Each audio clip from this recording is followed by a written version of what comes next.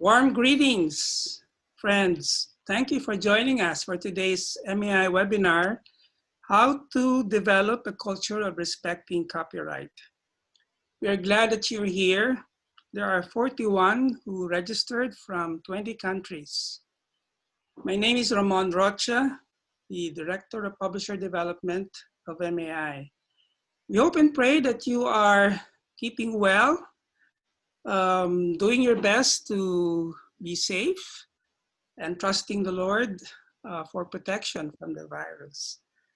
Our topic today is an interesting one, very relevant, I should say. One participant said, I quote, "This topic is very much needed. How to develop a culture of respecting copyright." As you know, piracy was and still is a big problem in many countries. It was a huge problem in the music industry for so long, and even the book industry was not spared. Not only general books were illegally copied, but even Christian books. During this webinar, we will try to identify practical, doable steps to help solve the problem. I invite you, our participants, to use the chat box and the Q&A to send in your questions. In fact, 3 of you submitted your questions ahead of time, and we appreciate that.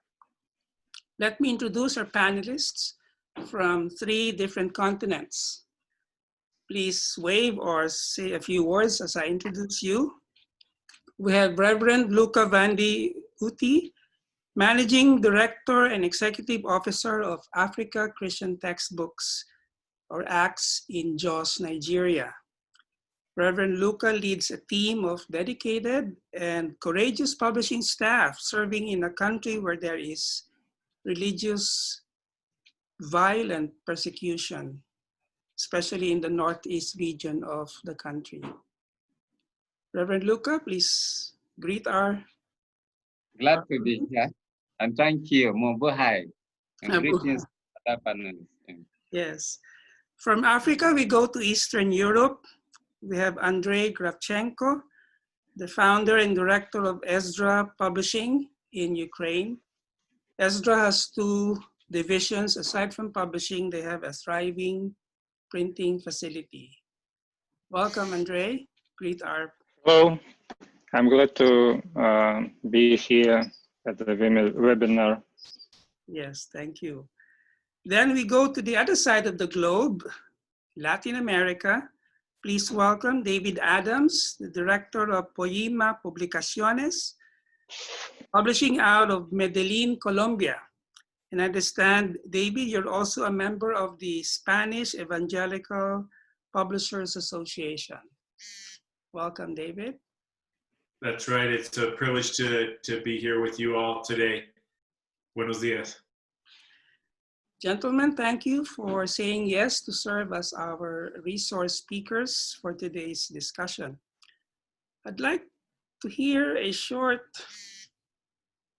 horror story from you, perhaps, from each of you, but Maria Esther Ramirez of Puma in Peru emailed me and said, book piracy is a problem in Latin America, and particularly in Peru. One of the reasons is lack of awareness of the protection of intellectual property and copyright in the citizenry. David, do you agree with that? And share your story of how your books were pirated. Yes, we, in Latin America in particular, there is not very much awareness of what is legal. And I think that also because we are in the developing world, most people feel like the copyrights are set up for maybe Europe or the US, and they kind of think that the prices should not be applied in the developing world. And so one example of most of the piracy that we run into is digital piracy. Oh. So one example, when you type in one of our books into the Google search bar, Google search usually will suggest what most people are searching for with that. And so you begin to type in one of our books, and automatically after that, Encounters with Jesus, Encuentros con Jesús, right after that, it will suggest what everyone searches for is a free PDF online. So automatically, just when you start to type in the name of the book, automatically you see that everyone is looking for that free PDF online. And so that would be an example of just how prevalent book piracy is in Latin America and in the Spanish-speaking world. So the piracy was done through digital means. Your books were scanned and offered as a PDF copy to people who, are they selling this, or are they free downloads, or what are these?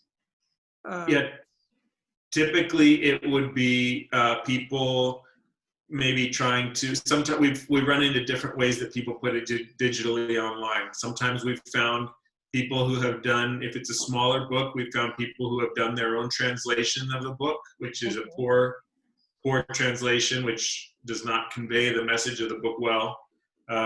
We've also seen people scanning the physical book and putting that online, but we've also seen people trying to hack the Kindle version, which is the Amazon electronic book, Mm-hmm. and trying to hack that and then unlock it and then put that. And we have seen people selling our resources and asking for donations from people. Sometimes they'll put it for free and then ask for donations. We had one person actually write us and tell us that they had a ministry of sending free PDF books to people all over the Spanish-speaking world, but that they needed our help because their computer had broken, and so they were asking for us to give them a donation so that they could buy a new computer so that they could continue to send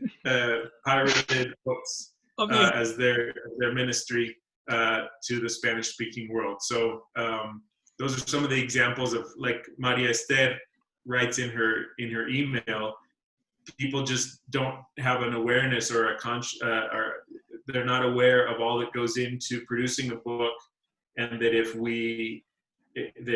there is not some kind of a contribution, if there's not payment, that we have to pay for the rights to these books, then our publishing companies will go away, and there won't be these good resources anymore. Oh, wow. Thank you for sharing that. Reverend Luka, is that the case in Nigeria? Was it really people not being aware, or is it more of greed, or what was the reason why your books were pirated? And share us a story. Yeah, thank you so much. Ours is all of the above and more. Piracy started in the early 90s in Nigeria when the economy went down, and they felt books coming from the West are too expensive for them, and here come this pirate and offered them a solution to the problem. And they decided to pick on any book that is in need, and they went to press anywhere in the world, print them, and make the prices like 1/100 of your cost price, and they are comfortably going to the bank with it. And so they continue to do that with poor quality and poor production, to the extent that if it is a school text, you may not be able to train your second child with the book bought for your first child. And according to them, that they are doing to satisfy the poor, stricken population of the country. And it spread through to other parts of Africa. They're doing so much the same. like what Nigerians are doing. And as you know, Nigeria constitutes the largest part of Black race, so they have a lot of influence across part of Africa. And so they started picking on school books. From school books, they jumped to devotionals, and then from devotionals, they jump up to textbooks in classrooms of higher learnings. And from there, they now jump to the sacred, which is the religious aspect. In the earlier on, they believe it's not right to touch religion, but possibly the devil anointed them with his urine. And so they jump onto the Bibles and begin to parrot Bibles. And from the Bibles, they discover, okay, people need books in seminaries. And luckily for them, seminaries begin to grow from population of 100 to 200 to 1,000 to 2,000. And there are seminaries in Nigeria that could have up to 3,000 students. And that made the whole thing palatable for them. And so they begin to use, like Brother David is talking, going to the internet to download materials, or buying a physical copy from shops like ours that is all around the country, and begin to send them to India, send them to China, send them to some of the countries that could offer a very affordable price to their customers. And these people, you cannot see them actually, because they don't put anything on it to show that they are the one that paraded the book. They will only use the money to bring in the container from any of these developed countries and sell them at the port. And comfortably they are making it. And so we fall victim of this because they discover we have some books that are needed all across seminaries. And so nobody is safe. And that's the situation in Nigeria and Africa. Yeah, so it has become a very profitable industry for the pirates to do that. I mean, they're really reaping in a lot of money for their efforts. It's not really lack of awareness, it's more intentional. Exactly. They just want to make money quickly. And you see somebody who cannot afford 3 square meal, within 6 months to 1 year is driving in a minister's car, bulletproof Jeep, and is able to build upstairs. That's to tell you that is really very lucrative, because they put nothing inside. You do the research, you pay all the bills, and for them, it's comfortably getting the returns from the customers across the continent, yes. It's really a big problem in Nigeria. What about in Ukraine, Andrei? Your experience, was it, tell us about your experience with your book that was pirated recently. You can probably share, show the copy. It's like David said, in Ukraine, and I would say all the former Soviet Union republics were plagued by the piracy, because during the Soviet time, everything was not copyrighted. The Soviet Union government wouldn't take any permission for any copyrighted materials to print or distribute it from abroad, or even from the Soviet authors or artists. So it became a problem for the Christians too. And even if they say about spiritual needs, when you dig deeper, it's everything about money. In my I had many conversations with our publishers during the recent conflict with the pirates with our book, and almost every of the Ukrainian publisher would have or had such an experience with their books. Some of them were pirated in print, and some were just almost all of the publishers have their books pirated and turned into digital format. Our recent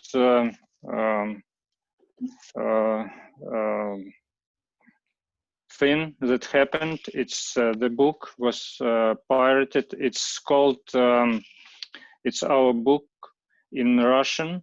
We published it 6 years ago, and it's called In His Steps in English. And we published, we translated it. It never published in Russian before. We translated it. We made our own cover. So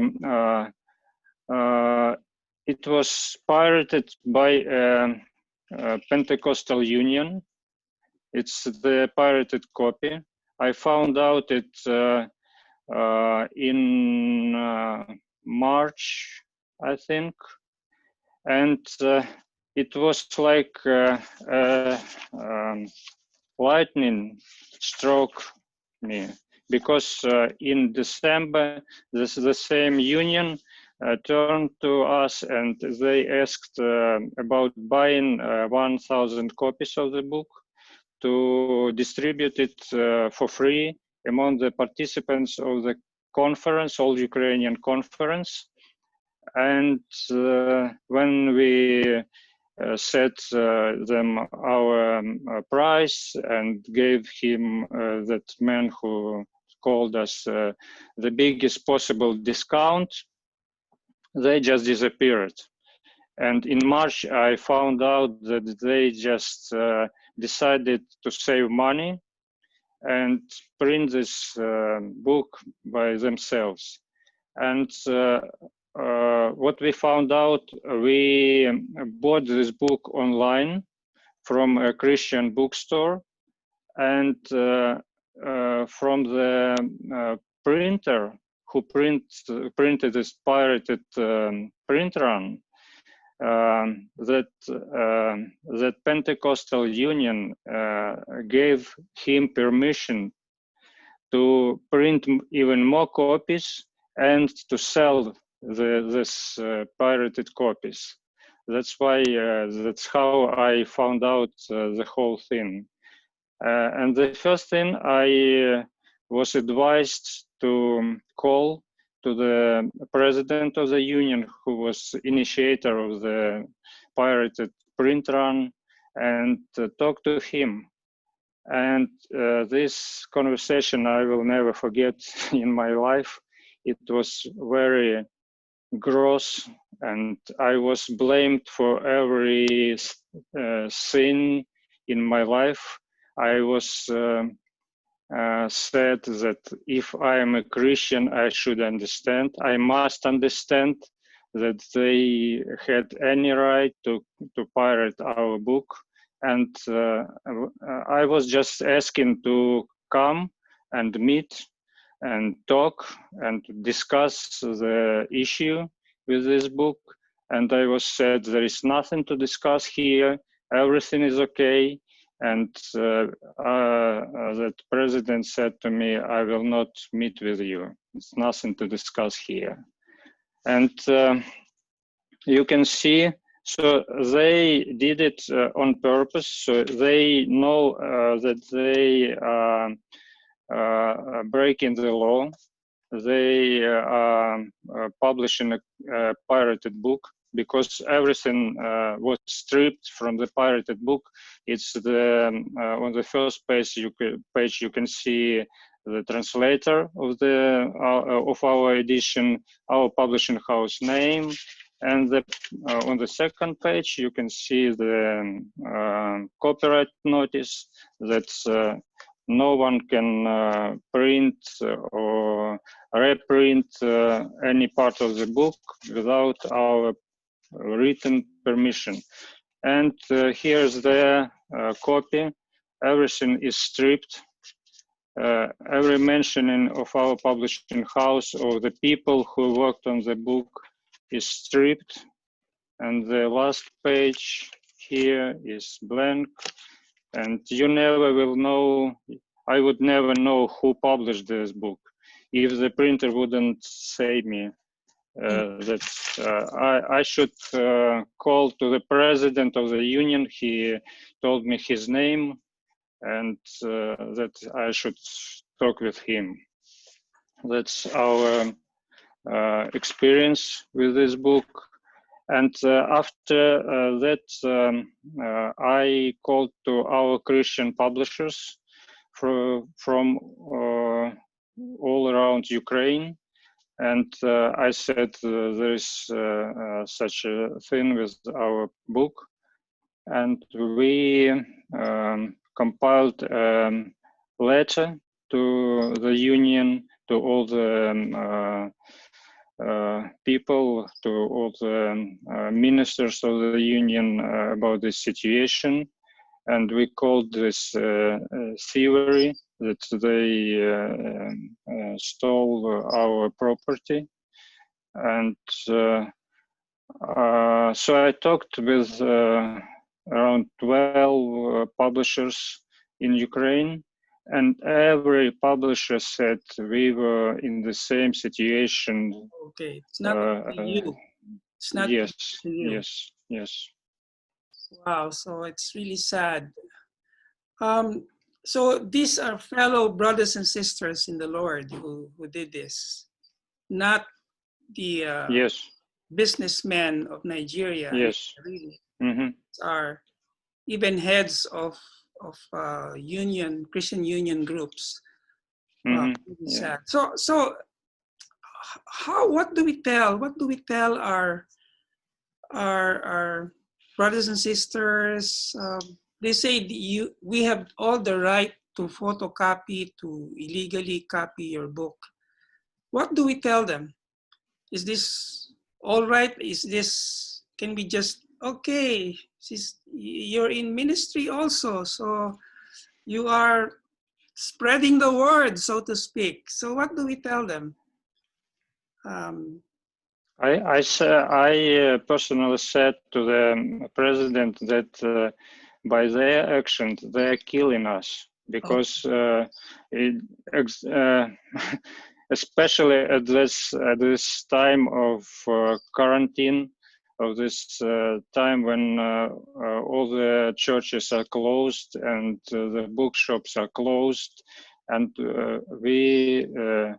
it's so hard to survive, and they just did this to us. And it was and one thing, ironically, it was the book In His Steps, What Would Jesus Do? And the second thing, if you look at the pages, you can see they stripped Jesus from the cover. They removed Jesus from the cover. So yes. somehow there is some, yeah, maybe some conviction there somehow. yeah. Not totally.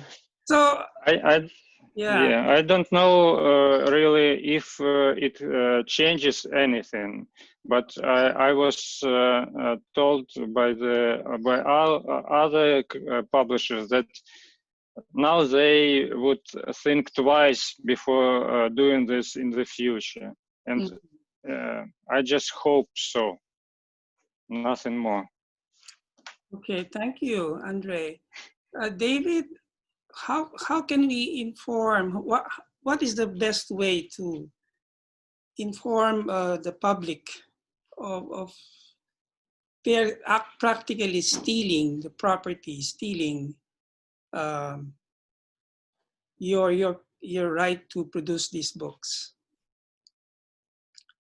Yeah, I think that as you mentioned, in our case, as well as Andrei, we would see that most of the people in our context who are pirating our books and other Christian books, most of the people would call themselves Christians, and I'm not questioning whether or not they are Christians, but most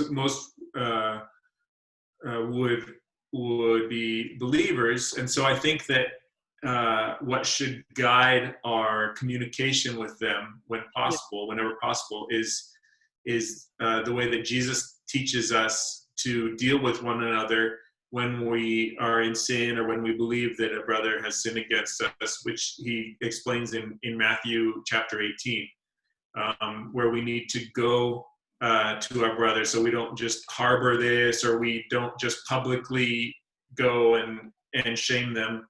And so I think, like Andrei gave the example, is he went, he contacted directly the ones who were in the wrong on this, and so that's, in our case, that's a lot of times we find just things on websites. So somebody will create their own website, and then we'll just put things up for free. And a lot of times we try to believe from the outset that people are not doing it consciously sinning, consciously doing something wrong.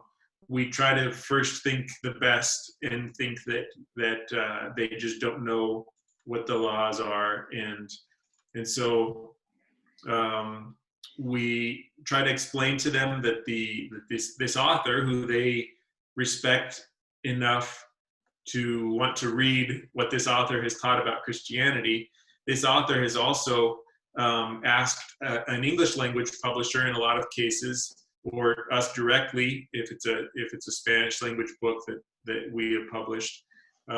They've asked that English language publisher to take care of this content and to get it out. And in order to get it out, that requires a lot of things of editing, of obviously the printing and all of those details that require some kind of payment. And so in order for the thing to be sustainable. So we try to explain to them that we are under contract legally, and our Christian faith says that if we enter into an agreement with somebody, we need to respect that agreement, that we need to pay for the use of the book, and that and so we are under responsibility to ask them to take this off the internet or to stop selling it, and that we try to help them see that even if they previously didn't know it, now they know that they're doing something wrong. And so we try to appeal to their conscience in the Lord, and to come to them as brothers. In the situation that Andrei explained, it's more difficult because it seems to be a more brazen thing where they will not even agree to talk together. And so those are more difficult situations. But that's always our first resource, I think, is to go and to come alongside them as brothers, and not come with an angry or militant attitude of that you're doing wrong and you're stealing from us, but more from an attitude of explaining to them how all this works, because so many people don't know how this works. I remember one time a brother who I now consider a good friend, lives in another part of the Spanish-speaking world. He wrote to us and asked us if we would like to if we would like to publish a book by Martin Lloyd-Jones, by David Martin Lloyd-Jones, the English pastor from the early 20th century. And we asked, he said he was translating this book, and we said, well, do you have the rights to it? And he said, oh yes, I translated the copyright page. So in the case of Andrei, they deleted the copyright page. This brother was thinking he wanted to do everything correct, and so he also translated the copyright page and was going to include that, and he thought that meant he was doing everything legally. So I think there's a lot of ignorance in these areas, and a lot of people that just don't know what the laws are. I even think of a book like in the case of Andrei, in this book, in his steps, it sounds like they're using, like Andrei said, they're using this basically the same cover design. They're very definitely appealing to all of the work that Andrei has done. And even though that book, the English book, might be in the public domain, definitely the translation is not in the public domain, and neither is all of the artwork and everything that they did to produce that. So I think there's just a lot of ignorance, and so I think that in the ways that we can help to explain to people what the laws are, that we as believers are required by our Lord to follow and to abide by those. So it's really educating the market, educating the people that it is illegal, it is a sin. It is not right to copy illegally, to pirate a book.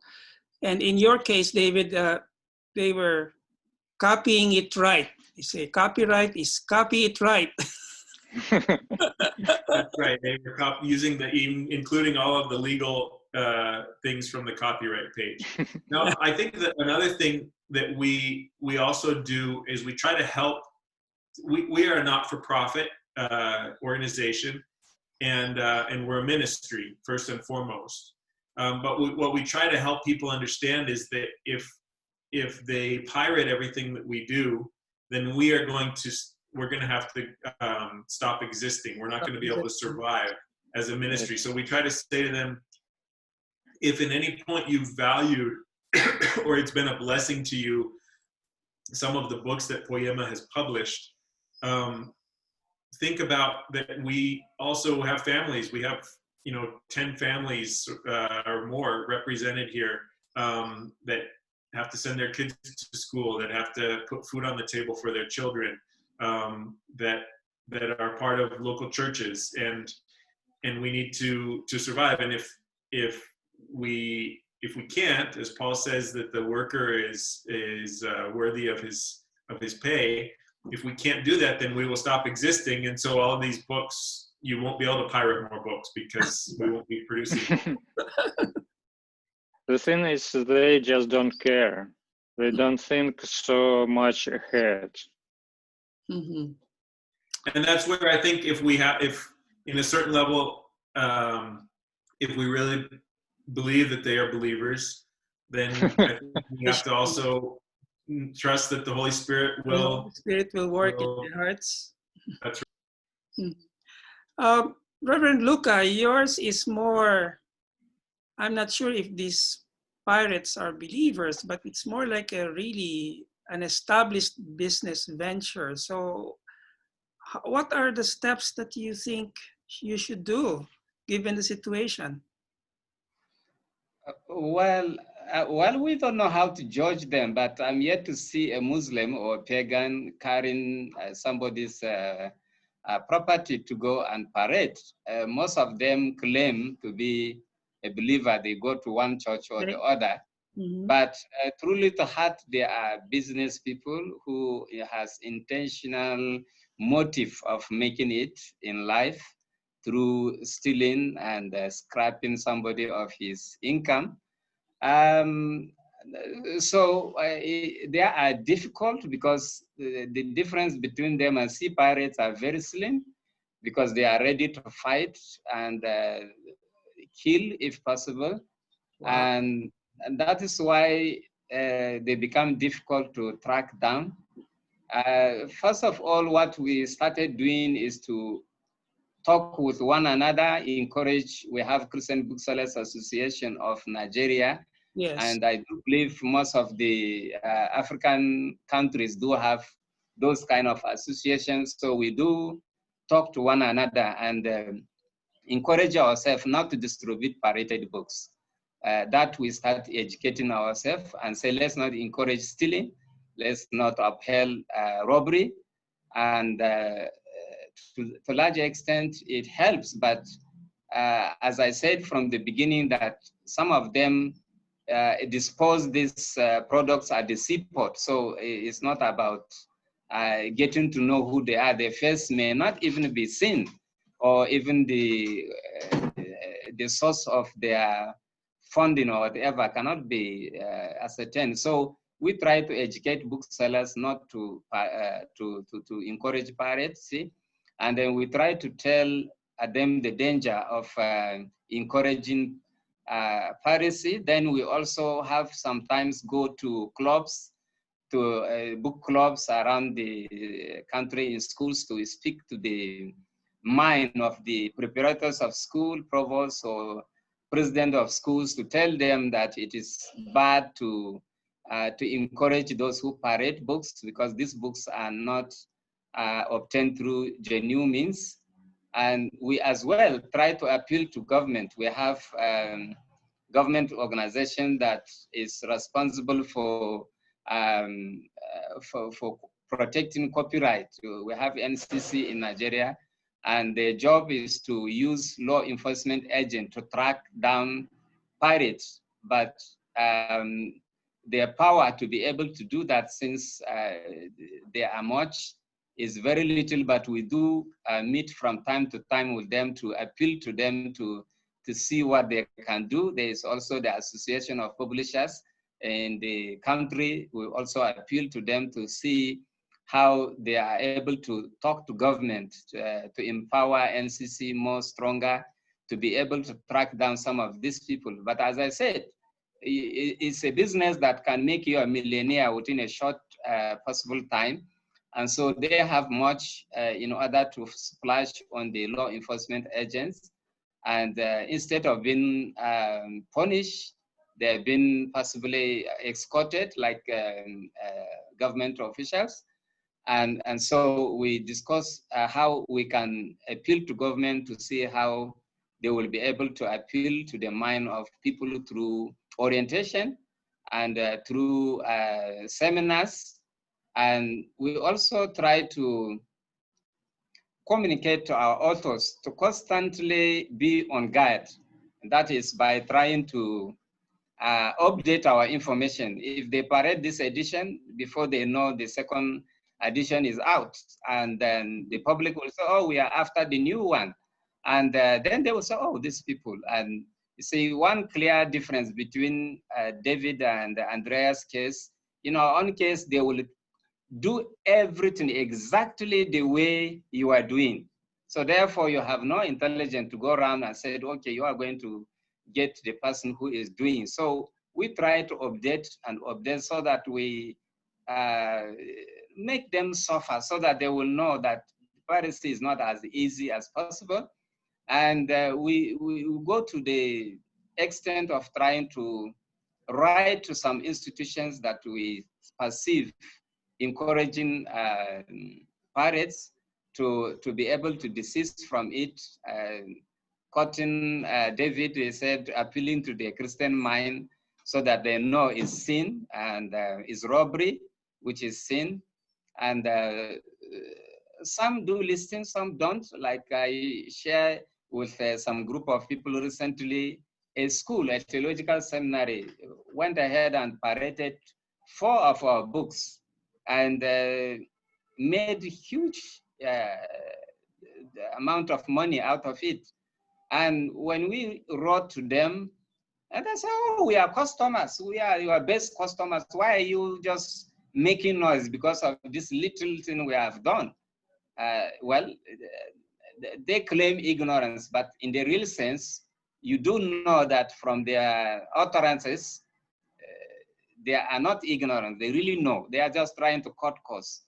And so we have to go through our lawyer, and our lawyer have to write to the church, and the church has to find a way of bringing peace meeting, and then we have to call our board members to sit on a round table, and these people are really aggressive.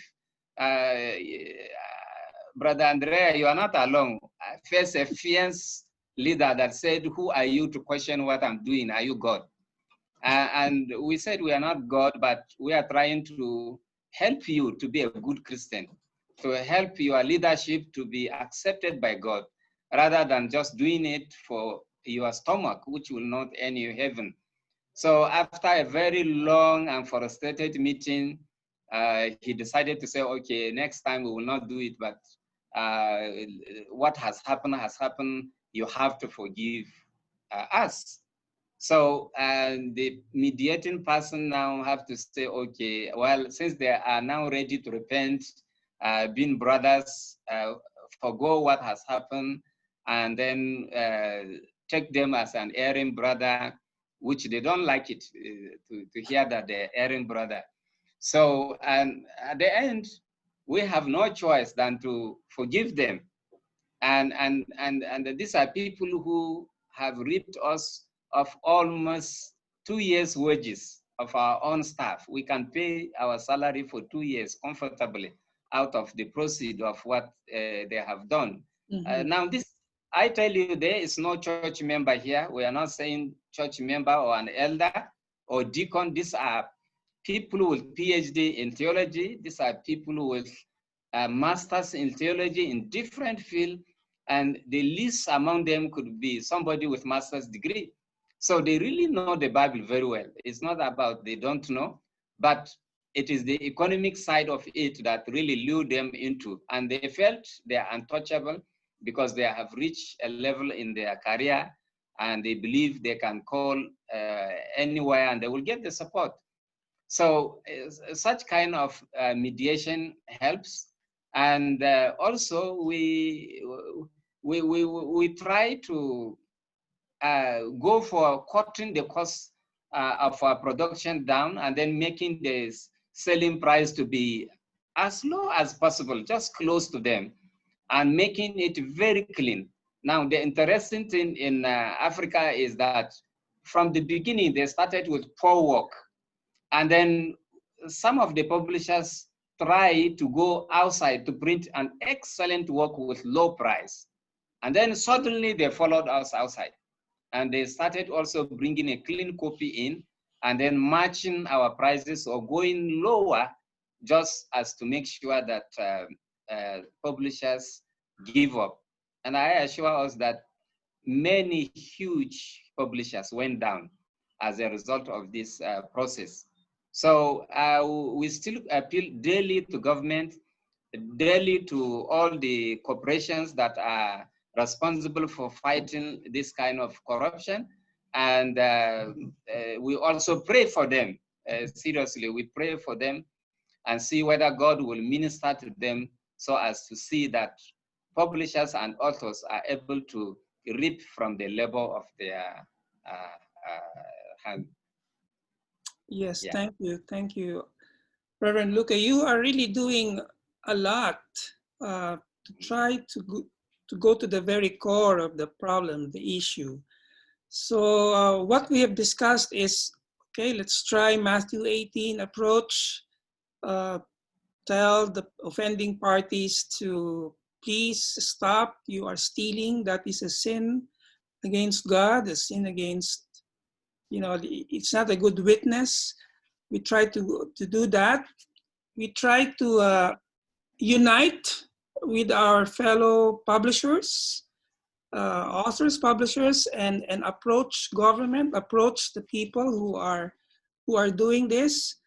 There is strength in numbers. If you're just alone, you may not be listened to, but if several of you are bringing this to the attention of the authorities, which, by the way, John Gatuku of Kenya said, government is not even enforcing the laws.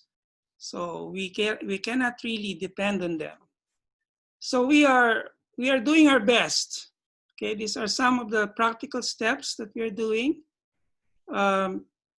Confront, rebuke, appeal to their senses, pray for them. What else? Unite as a group, as Publishers Association. David, what else can we do? Again, in our situation, it's mostly internet. So this is, I feel like both Andrei and Luka are going through much more difficult situations, and I just thought I would share with maybe if there are any participants watching who maybe don't know that you can also, once you've once we've exhausted the principles of believers and going to our brother and going through that process. And I think Luka mentioned something that was very valuable, praying. I think that's, I think we should not take that for granted. But we can also, in most cases, you can ask the domain or the internet service provider. So a lot of times people have to host their content onto some kind of a hosting service. And so many times, so if it's something from Facebook, there are groups on Facebook that make PDFs. You can report those to Facebook. There are sometimes people will put books read, audiobooks on YouTube.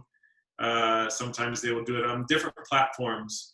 And you can contact them directly, show them your contract for the material, your copyright, and then we've had good responses from some of those platforms. Not always is it very easy. They will start new groups on Facebook, so it's a constant process. But I think that sometimes it's not necessarily the government, but it's actually the host who will ask them. So for instance, we've seen some of our things on Scribd, which is an online reading platform. And so you can contact them, and sometimes it'll take up to a month, but we've had good experiences of the internet service providers taking the content down. So that's really practical, and you have to monitor. You have to your eyes and ears should be on the ground, and make yourself aware what's happening, and act on it. As you said, David, contact those companies that are hosting this illegal airing of or hosting these audiobooks and ebooks. So those are very practical steps. So if there's money involved here, right? There is a market for pirated books. If people are not buying, then maybe the pirates will stop pirating. So again, it goes back to people, the market itself, fellow believers, patronizing pirated books. So what can we do? I mean, other than the sources, but also the end users, what can we do? In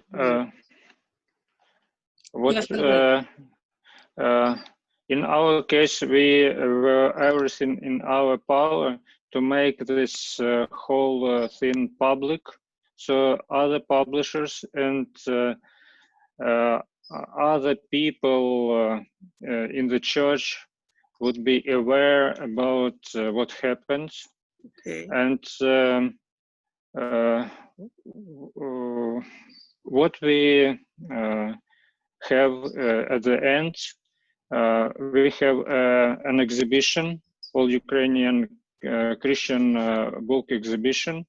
And when the organizer of the exhibition became aware about the pirated book, she said, I will not allow this union, Pentecostal Union, to participate in my book fair until they came to you and say they're sorry and they did wrong. And so at the end, it's the only visible result that she didn't allow them to participate in the book fair. And what empowered my position was that we have the Ukrainian Christian Publishers Association. So the letter was not from just my publishing house, but from the Ukrainian Christian Publishers Association, and all others who joined me in standing for this case. So it was I had more powerful word than I would have if I was just alone. Yes, yes. So unite with the fellow publishers who have the same interest, making sure that this issue is addressed. Muthoni Mercy of Kenya sent in this comment.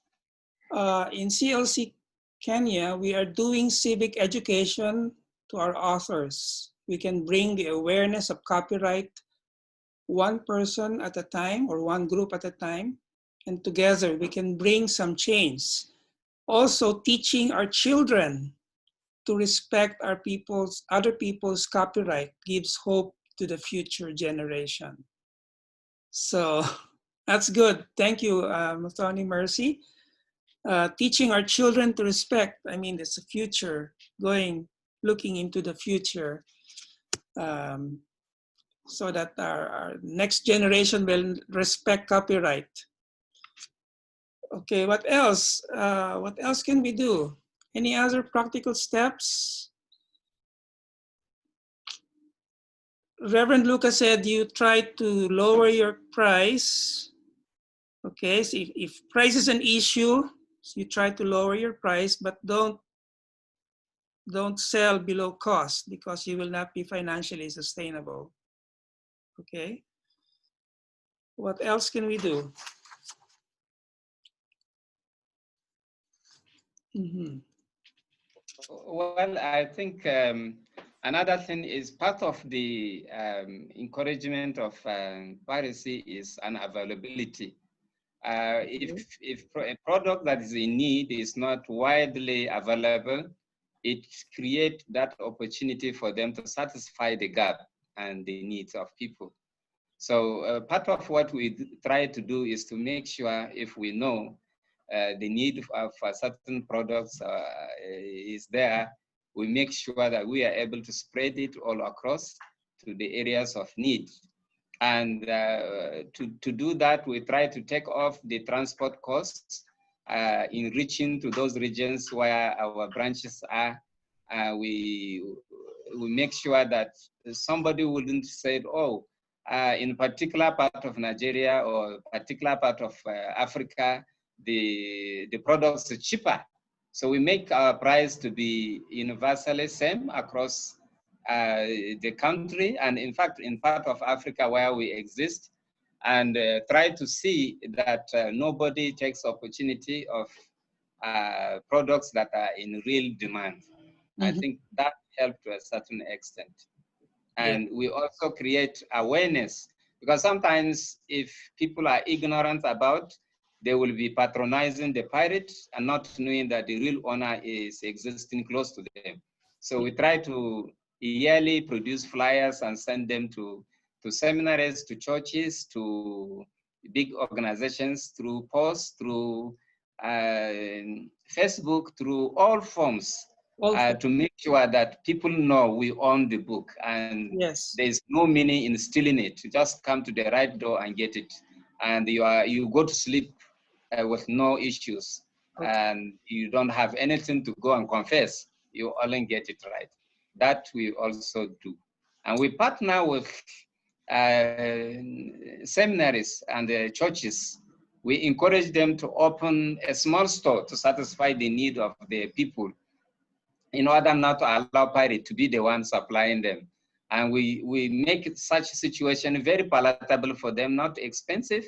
They provide a space, and we offer the products, and we do the monitoring, and we also educate them how to go about it. We ask them to bring their staff, and we train them at our facilities, and then send them out to work on our behalf. With that, the pirate will have less influence over sources, and we find that also helpful. You're doing a lot, Reverend Luka. So thank you so much. Yeah, so work on the people who are responsible for this pirating, work on the public, information, education, work on the pastors as well. I mean, if the pastors say, buy this pirated book, I mean, the congregation will say, oh, it's all right to buy a pirated book because the pastor said so.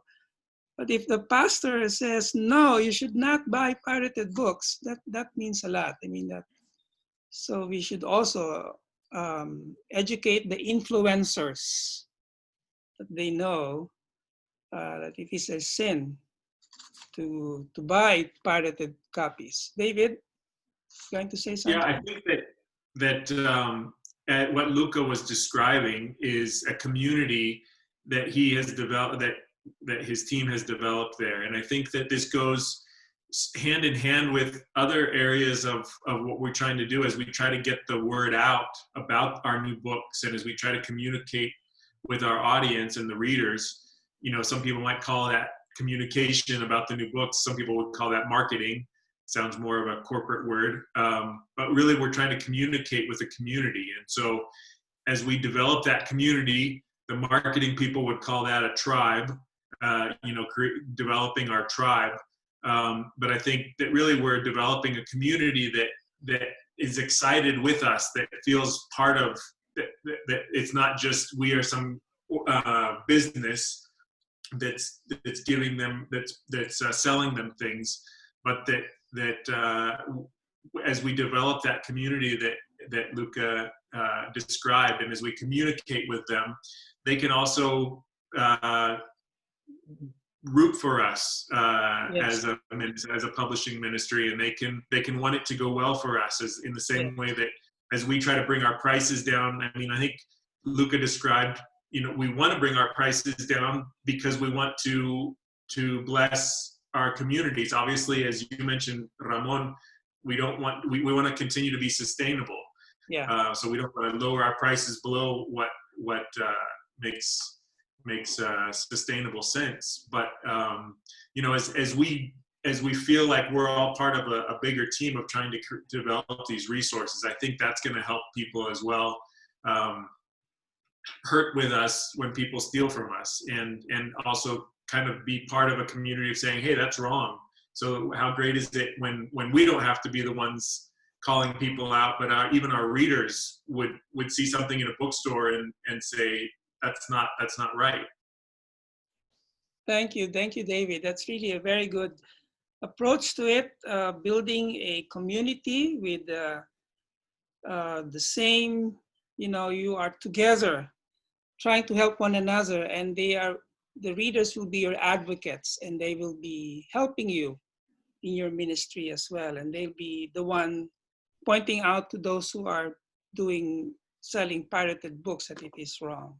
So it's not always you doing it. So yeah, your market, your readers are invested in your ministry as well. Thank you so much. Yes, so do we have any questions from our audience? Luke Lewis is thanking all the panelists for the insight and time. Reverend Luka mentioned combating piracy with availability. Yes, strengthening your distribution and availability. Digital platforms grow in many countries, they will help or hinder the breaking down of availability barriers. Or do digital platforms remove the relational element in the process and in fact increase the possibility of people sharing copyright? They don't feel a connection to the publishers or booksellers. What's the question of Luke? Do digital platforms remove the relational element in the process and in fact increase the possibility of people sharing copyright material as they don't feel a connection to the publishers and booksellers? David, maybe you can address this because this is your experience. Yeah, I appreciate that question. I think that my approach would be that may be a risk or a a con, as we think of a list of pros and cons to these, I think that could be something that's a con or something that's a negative aspect. But I really think that if we are going to, I really don't think that it would make a whole lot of sense to fight against the direction of ebooks. I think that enough time has passed now that we are not afraid of ebooks. They're thinking that this is going to completely, that paper books are not going to exist anymore, as 10 years ago some of the prognosis was saying. But I think that if we go that route of saying, well, it's we just can't have that personal relationship anymore, I think that we need to strive to continue to have that personal relationship, whether that's putting content at the beginning or at the end of the ebook, or even something maybe in parts in the middle of the ebook of connecting with our audience and trying to make it interactive. Because I think that in some ways you could almost make the analogy that the first booksellers, or the first book producers, it was just there in their own, and probably some of the experience of the participants here that started out as very small publishers, just sold from their own bookstore, their own local place. And so as they began to send books out to other distributors, well, they could say, oh, well, we can't have that personal relationship anymore with people buying it directly from us. But I think as we would seek to grow and get a bigger distribution, I think that we send books to people who we've never met before, who we send books to distributors and bookstores that we've never met, or bookstores where we've never been. So my approach would be to try to continue to go with the ebook direction, but make that ebook experience interactive, so that they do, in any ways possible, do feel connected to the community. I saw also Tim Welch's question above that, above Luke's question. I don't know if we wanted to address that question, Ramon. Oh, the NCC. It was. Well, I don't know what the NCC is, but he was asking about, is there ever a time to pursue the pirates legally? Oh, I see. Ever a right time to pursue the pirates legally, even if they say they are believers? Andrei, can you? In our case, we never came that way, but we were advised by many people, mostly from the developed countries, that if we come and try to talk to the pirates and they just ignore our requests, or just like in our case, they just didn't want to talk, I was advised just to go to the police, because what they did by the Ukrainian laws is a criminal offense. So they would be jailed for that. But we never came that way just because we were just, it would be a suicide for us. I think it would work perfectly in the developed countries, and people really understand if they are doing something wrong and criminal, they would be end up in a jail. And I think it's one of the ways to for the publishers, but I'm personally wouldn't never go that way. Go that route of fighting Yes. a legal case against it would work against me, because it would be my word against their word, and their word is much, much louder. Okay. So think twice before. It's an option you can do, but you'd rather not. Yes. You'd rather not do that. Thank you. Yeah, Yes, Yeah, I will say from our own perspective, the Nigerian Copyright Commission is there open in most of the geopolitical zones of the country. The door is open. But as Andrea said, you should count your costs before you go there. First of all, you should know that it's not cheap. You are going to spend some amount of money to pay for mobilization of police and whatever formation that they will form to go and arrest the so-called pirate. And two, you should also count your cost of losing your life, because as he said, they are ready to live or die because they are making out of it and they feel they don't have anything to do. And thirdly, it's also difficult to know who is the pirate behind your book that is pirated. You will not know. Since in the early 90s to last year, it was last year we know somebody who really pirated our books. But as I said, I'm all around with books that were pirated here in this room where I am talking from. So many of our books, the ones we published by ourselves or we acquire rights, so many of them were pirated. But we really don't know who is pirating them. But they are all over in the market, in bad shape, in good shape. So how do you know? You need to be a spirit or sort of a small god to be able to point them out. So, but if you do know, there are people that can hire police or even military to drive them through town. So who are you going to contact to attack them and bring them to book? Yes, you can go to court. The courts are open. You can go to police.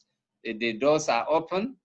And from time to time, some who are able to connect to some powerful forces are able to bring some to book, but it's not a general, easy and safe way of doing it. And so what we normally do in Nigeria in particular is to cry through the bodies, Publishers Association, Christian Association, and they now go to NCC and talk to them and in confidence give them who to contact. And we give them credit because they are able to crack down on some importation that is completely pirated. They are able to destroy them. And they are able to raid some warehouses that some of these things are kept and destroy them. But yet, I'm yet to hear somebody who is able to go and put a complaint to either the NCC or police or go to court and succeed, because they are really damn ready to do anything. And I believe as publishers and as missionaries and preachers, we are not damn ready to, to face such a very difficult situation. And you wouldn't like to expose your area to a more dangerous people. At least we are not coward, but I think you will have more benefit to fight it from on knees and through collaboration and association rather than facing these dangerous people if at all you know them. So it's really dangerous. But I will say, when will you do? Why as soon as you hear that your book is pirated, begin to pray, begin to look for means, begin to listen to the voice of God speaking to you what to do. Do you run to your association? Do you run to the national association or international association? What do you do? Just wait on God to speak to you. But I must advise us not to rush into going to those doors that government has opened. That will be my own contribution. Thank you. Thank you. 2 questions here. David, you're going to say something? Well, I really think that as Christian publishers, I think what Luka and kind of the approach that Andrei was talking about, as we talked earlier about Matthew chapter 18 and how Jesus tells us to deal with other believers. And then Paul talks about whether or not we should be going to court against believers and these kinds of things in 1 Corinthians chapter 6. So just for everyone that's listening, those might be two good passages to go to, as Luka mentioned, about just doing this from our knees and coming to the Lord. And I think really what Paul talks about in 1 Corinthians chapter 6 really gets back to what Luka was talking about, and what Andrei has decided to do is just trust the Lord. Is it not rather to be wrong sometimes than to bring God's name into the courts? Amen, amen. Thank you.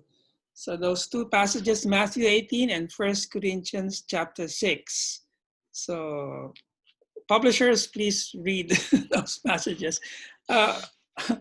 An issue on price. So David Muniere is asking, Luka, are you looking for sponsors for your books to bring down your price? Yeah, we try to raise money as much as we can locally and appeal from outside to see how we can bring down the prices to sweeten the tongue of the consumers, so as not to be salivating for the pirate to be satisfying them. It's a difficult game. It's not easy. And when we speak to the Western publishers, I will not name names, they don't understand our situations. I believe that for anybody who is a theologian will know Beckhoff. Beckhoff is a book that has stood time to train people.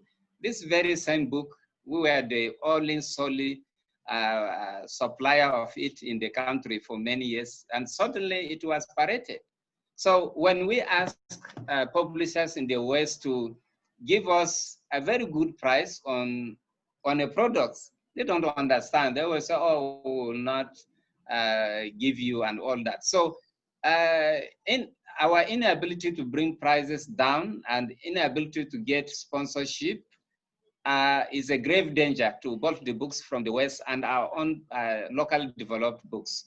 So we try to see how we can be able to raise sources from around the people we work with and then from outside.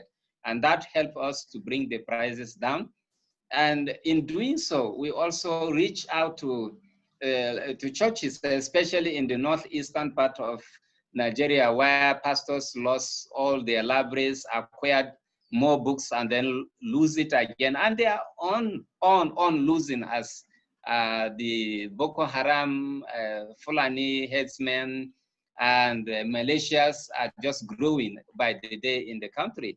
So we try to see if we can find help from around the world and publish some of this work and put the prices as low as possible so as to encourage the church leaders to be able to buy them in bulk to give pastors that have lost the libraries in the raids by Boko Haram or Fulani militias. And it helps also to spread our work, and it helps to spread the gospel. And it also helps to tell people that, yes, we can trust these people with good prices. That we are doing. And we continue to appeal for those who are at times with our situation. Yeah. Yes. It's good to hear that you're doing your best to reduce your prices, but of course you want yourself to be sustainable and the ministry and the business to keep on going so that you can minister to more people into the future. So thank you for that. I think we have a question here. What other questions do we have? Okay, so Janet Wilson is asking, somebody is asking for rights on Braille. Is it Braille, Janet? Mm-hmm. What do you do when people are asking for an organization to help the blind? So what do you do for ministries that are helping the underprivileged? Andrei, you're going to say something on this? Yeah, I would say that you should contact recognized Christian publisher in that country and ask for advice about that organization or publisher. I was contacted many times from around the world, and people asked if you know someone or that publishing house. Can we believe them? Are they real? Are they accountable? And that's the way. That's why MAI and other organizations exist. And really, the Christian publishing world is so small that everyone knows everyone. So you can find advice from the publishers. So make sure that you're dealing with the right people. Yes. Yes, so do more research. Thank you for that question, Janet. More questions here, but we are running out of time. One particular question is fair use. When do we, permissions, you know, how do we go about that? Copyright, saying your verses are from this Bible translation, is it enough? Things like that. So any word on permissions? I guess there is a whole seminar or Yeah. webinar should be held to address this all these questions. Yes. So. But you can get a lot of information regarding public domain, even if you just type in public domain on Wikipedia, and it will explain quite a bit about how that works.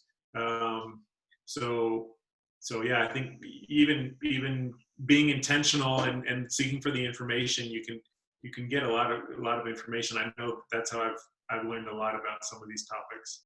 Thank you, David. So and it differs from the country to country.